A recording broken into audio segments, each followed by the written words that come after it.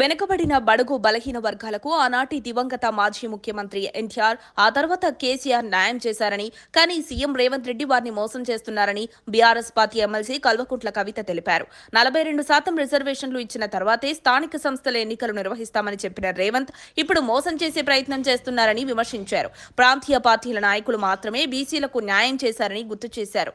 జనగణనలో భాగంగా కులగణన కూడా చేయాలని మోదీ ప్రభుత్వాన్ని డిమాండ్ చేశారు. స్థానిక సంస్థల ఎన్నికల్లో బీసీలకు 42% రిజర్వేషన్లు అమలు చేయాలని, ఆ తర్వాతే ఎన్నికలకు వెళ్లాలని, అలాగే కామారెడ్డి డిక్లరేషన్ అమలు చేయాలని కోరుతూ హైదరాబాద్లోని ఇందిరా పార్క్ వద్ద ధర్నా చేపట్టారు.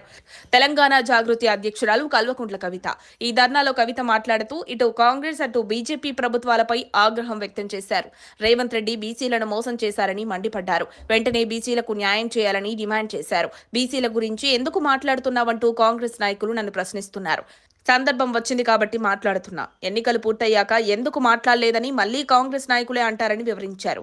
ఎటువంటి లోటుపాట్లు లేకుండా స్థానిక సంస్థల ఎన్నికల్లో బీసీలకు 42% రిజర్వేషన్లు కల్పించాల్సిందేనని ఎమ్మెల్సీ కవిత డిమాండ్ చేశారు.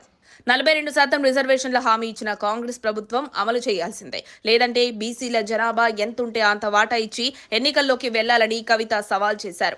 బీసీల కోసం పనిచేస్తున్న వీపీ సింగ్ ప్రభుత్వాన్ని బీజేపీ పార్టీ కూలగొట్టింది.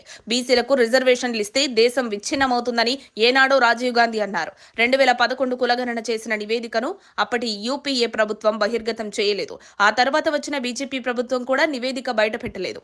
దేశానికి స్వాతంత్ర్యం వచ్చి 75 ఏళ్లు గడిచిన బీసీలకు జరిగిన లాభం ఏంటో ఆలోచించాలని కవిత గుర్తు చేశారు. 2 జాతీయ పార్టీలు బీసీలకు తీరని అన్యాయం చేశాయి. నేను చెప్పినవి తప్పైతే శాశ్వతంగా రాజకీయాల నుంచి తప్పుకుంటానని కవిత సంచలన ప్రకటన చేశారు. మరిన్ని అప్డేట్స్ కోసం మా కాయ్ టీవీని సబ్స్క్రైబ్ చేసుకోండి. మా వీడియో కనుక మీకు నచ్చినట్లయితే లైక్ చేయండి, షేర్ చేయండి.